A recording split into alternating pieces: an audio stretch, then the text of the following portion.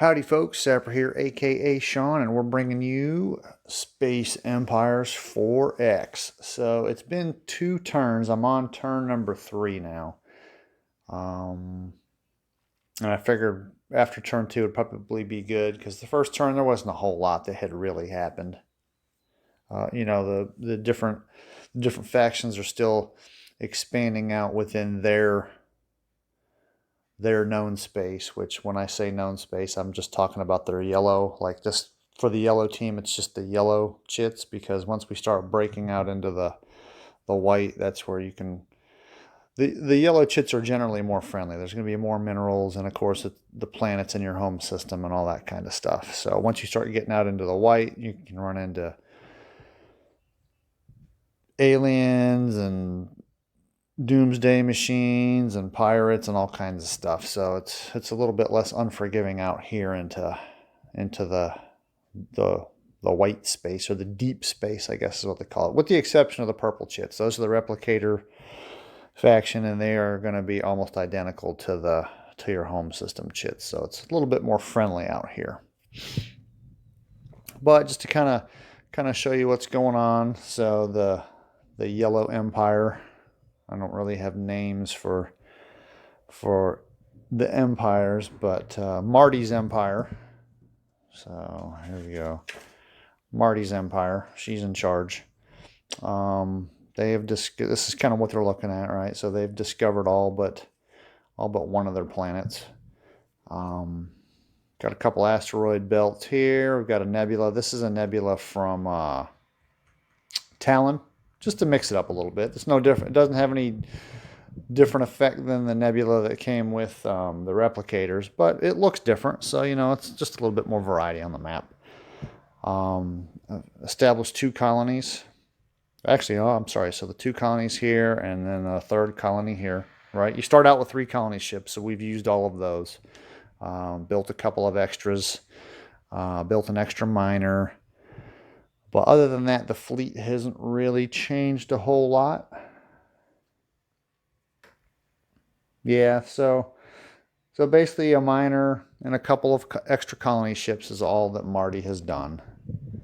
And then off in the distance there, we have Sadie. So if you remember, there's Sadie. That's her. She's the Green Empire. We've got 3 home planets that still haven't been found yet.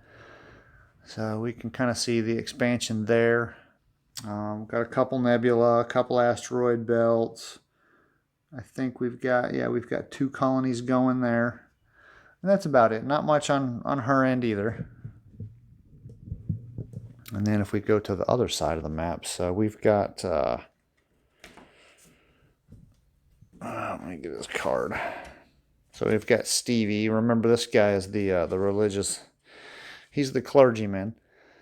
In real life, I guess that's what his occupation is, but we're going to translate that into, this is going to be the hyper-religious faction. Now, I don't know if this guy is, I'm going to assume he's just a normal religious person in real life, but as far as this game goes, these are going to be the hyper-religious zealots that are going to be like, hey, you need to come over to our side, or else you're a heretic that just needs to be cleansed with fire, right? So, one of those deals. He hasn't had a lot of luck. He's still got 4 planets that he needs to discover within his home system. A couple nebula, a couple asteroids. This was a little stroke of bad luck. He found a black hole which destroyed one of his scouts. So now he's only operating with 2 scouts. And remember, his thing is he wants to, with his master engineers, he can do a roll, and the roll will let him move an extra hex. All right, these are aggressive expansionists, right? They're trying to move and take up as much territory as they can at once. Well, they found a black hole which killed one of their scouts. And then I tried to do the roll here. So if you roll, what is it? Let's see. On a roll of 9 to 10, the ship may not move at all. If you roll 1 through 8, then if you can move an extra space, basically. So I had a scout try to do that, and of course he failed the roll, so he didn't get to move at all. So the empire that is supposed to be the aggressive movers has moved the least, which I think is kind of funny. 2 colonies set up. And then we've got over here, all right, we've got Beaver. Remember, he's got the Celestial Knights. And then he was also he was an Eagle Scout, God hates cowards, finance. So his goal in this game is just money, right? He just wants to expand. Expansion for him is just money. He doesn't really care about the whole war and all that kind of stuff. But if something gets in his way, obviously he'll take action. But he's only got one undiscovered planet in his home system. He's been doing a really good job. He actually decided to branch out and explore one of the deep space tokens. Now, the deep space tokens, like that one was a 10 mineral, but the deep space can be dangerous, right? Because that could have easily been Doomsday Machine or something like that. You know, we definitely don't want that. And I don't know if he's tried to get the exploration technology. The exploration technology is good because it allows you to peek at one of these before you move into the hex. So if there's something bad in there, you can then just avoid it. But you can kind of see Beaver's system here kind of taking shape. We've got this. It's a pretty decent wall against Stevie over here. So we've got 2 nebula, we've got an asteroid belt, but Sheldon's right there on the line, the planet Sheldon. So that's, you know, if Stevie decides to try to push his religious fanatics this way, then Sheldon's going to be the first planet. So maybe this planet right here, he hasn't even colonized it yet, but maybe this planet here is going to be the first one that we start putting up really good defenses around, because, you know, if you look out that way, it's going to be quite a while before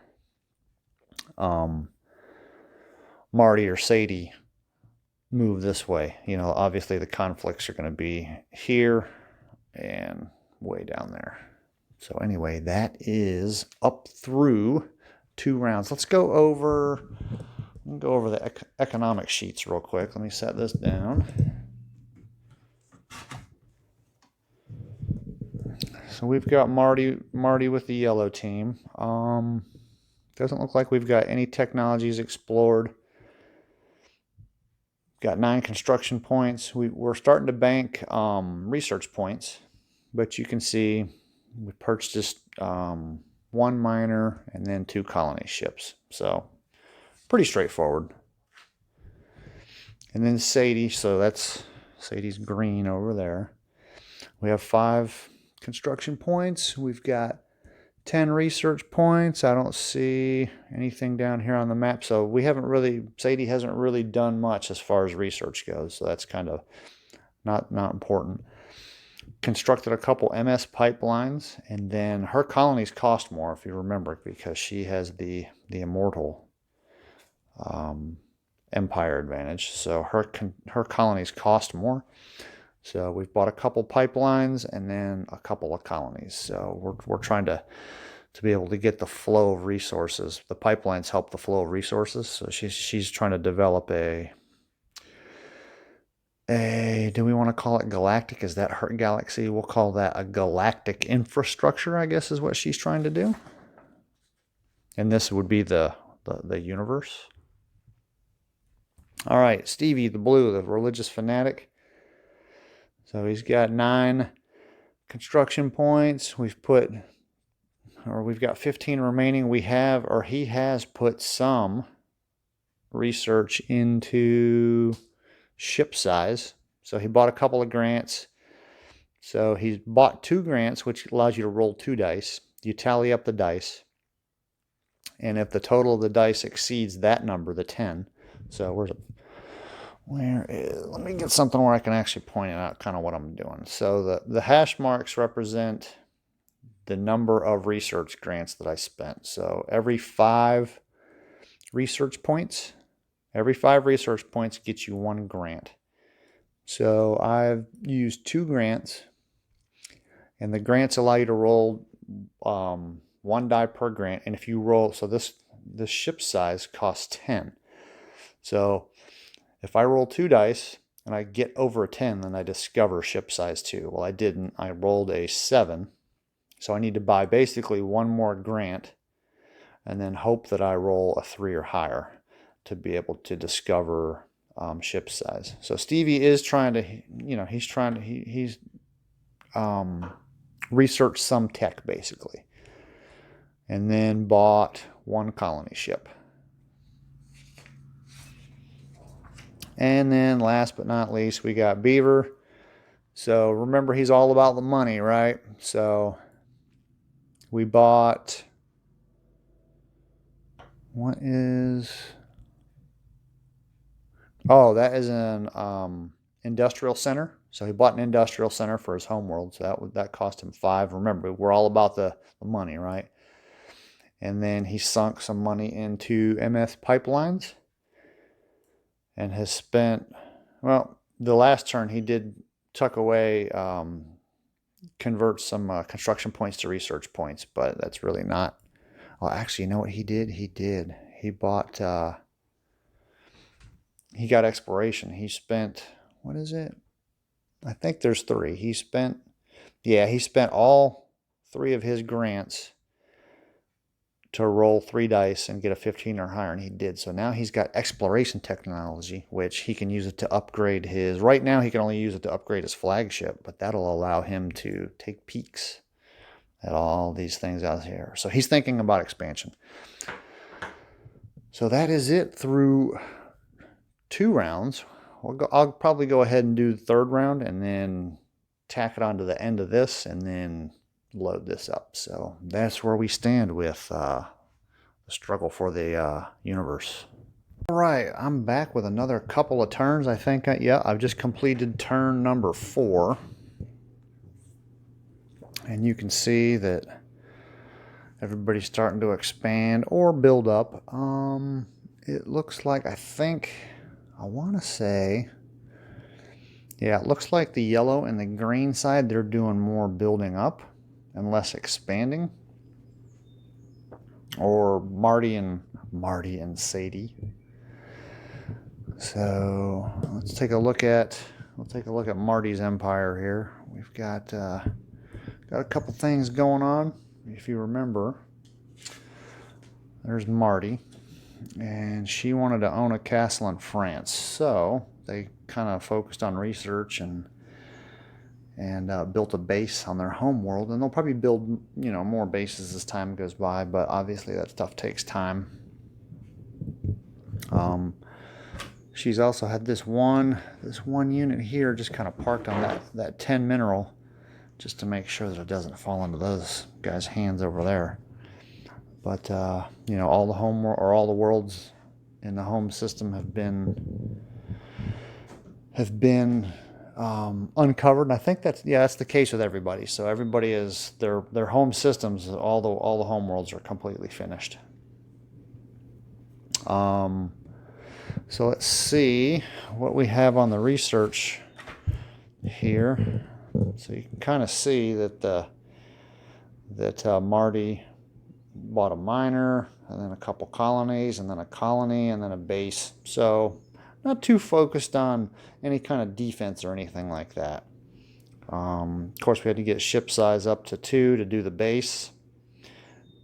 Almost got ship size 3, but didn't roll high enough. And I think that's it. So no research points saved, and then we've got 43 construction points for next turn. So got some good stuff in the bank. And then Sadie. So these green cubes, so the cubes, I'm going to have cubes for each color. So, obviously I've got yellow ones for yellow, but those are going to be the MS Pipelines. So at a glance, it'll be easier for me to see the pipelines without having to, it just reduces the counter density is basically all it's doing. And the cube stands out a little bit more. So when I do the pipeline income, it'll be easier to see that. There we go. Each system has a black hole in it, and I think like 2 of the players lost ships to the black hole, and the other 2 were lucky. But you see, we're getting a colony built right here, which is on the edge, which is on the border. That'll probably be. I'm gonna go out on a limb here and say that they might focus on that one a little bit more, because it's the one that it would probably get hit first. You never know, though. So let's see what Sadie's done. So Sadie's built a couple pipelines. Colonies cost more for her. So 3 colonies and then a miner. We've got to get those. We've got, I don't know if you see that, but you can see all those minerals just sitting out there in space just waiting to be collected. And that one mining ship is just working overtime. So had 31 left over. That carries over to turn 5. Did some research. Let's see what we spent our technology on. Oh, terraforming. So we successfully, Sadie successfully researched terraforming. And that kind of goes to, I'm trying to, what does she do? Oh, she's a nurse's aide. So I'm trying to, there's not really any kind of medical technologies in this game. It's either, I think the closest analog to like a healthcare professional would be like terraforming or the defense side of the house, not somebody who's going to be aggressive. So I figured terraforming would be a good one, and it'll come in handy because each faction has a barren world in their home system, and of course there's barren worlds that are going to be out here too. And you can, if you have terraforming, you can colonize those barren worlds. So she's getting a jump on that. And then we've got Stevie. He's the religious fanatic. So he's kind of been doing his thing. Of course, he got the raw end of the deal when he lost a ship to a black hole, and then one of his ships couldn't move for a turn, and this and that. But let's see what he's been kind of focusing on. So we bought a colony. Bought a couple destroyers because we can see, you can see that there's potential conflict brewing right in this area between him and Beaver. And of course, he's going to use these, hopefully use these destroyers to convert people at gunpoint, right? So a couple of destroyers, a shipyard. Of course, the shipyard was right there on the edge of the frontier. And then 3 more scouts. I think scouts are 6, right? Yeah, so 3 more scouts because he's lost some scouts, and of course he wants to start pushing that way. And he doesn't really want to try to get the exploration technology, which will allow you to equip cruisers with technology that will allow you to peek at a deep space thing from a hex away. He's all about getting out there. And of course, if one of these scouts finds something bad out here, they did it for the cause, right? They did it for the greater good. So anyway, he's got 26 points that he's carrying, construction points that he's carrying through to the next turn. And then saving up some of that research. He's going to pick something new. And then, so another thing I didn't mention, so these resource cards, you're only allowed to hold 5 in your hand at a time. So each turn you draw 1, or at the end of each economic phase, or beginning of each economic phase, you draw a new card. So what they've been doing, you're going to see these face up here, they're not really coming in handy at the moment. But each faction at the bottom here, that value means you can discard this card for construction points that are equal to the value at the bottom of the card. That's what all of them have done, because you can only hold 5 cards. It's not like you can hold, your whole deck. So once you have 5 in your hand, the next turn you draw 1. Now you have 6. So you don't want to just throw it away. So all of them have been cashing them in for whatever the value is. Beaver. So what is Beaver doing? Let's go over here and get a better look. So obviously he's got his good pipeline chain going on. Almost every planet that has a colony on it has an industrial center on it. So he's pushing towards that construction points or money, right? So he's really focusing on that. Got the MS pipelines built up really good. Got a bunch of minerals just sitting around, right? Because he doesn't have, I think he's only got the 1 miner. So he might want to focus on building some more miners. But you can see he flipped over this 10 mineral, and he's got that scout parked on it because he doesn't want Stevie to get it, right? He's like, no, this is my mineral. So there could be a potential conflict there. Of course, he doesn't know that those are destroyers there. He knows that those are ships, but he has no idea what they are or how many. And technically, when you're playing against other people, you should put, even if it's just one ship, you should put one of these underneath all of them, right? So that way, it's kind of like a bluff, right? So if I do something like this, because that's kind of what it looks like, right? If I do this, my opponent's going to see that there's a number underneath there. He's like, well, that could be any number between 1 and whatever. So that's, when you're playing against other people, that's how you're supposed to play. But me, I don't have, dude, if I did that for everything, I'd be flipping counters constantly. It would double the length of a game. So I know he was there. But, so that's why I say that Beaver, he doesn't really know what's right there. He doesn't know that there's 2 destroyers there. He just knows that there is something. Could even be decoys. If you've researched the decoy technology or whatever, there's a technology, I think, that allows you to build decoys. So those could even be fake ships or mines if you have mine layers.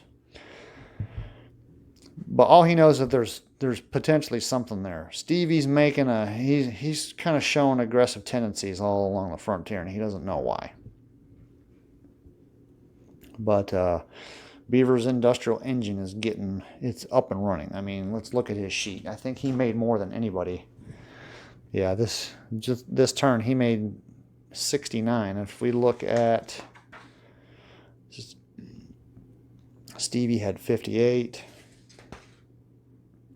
67 for Marty, and then 48 for Sadie. So Beaver, he is making the most, and it's all because of those industrial centers is where he's getting that extra help, because he's got all those minerals just laying around over there. And he doesn't have, let's see, he's still got 1, 2, 3, 4, 5 undeveloped. He's got 5 undeveloped planets. Those 2 planets are undeveloped. This one's undeveloped, that one's undeveloped, and that one's undeveloped. So he's got half of his planets developed.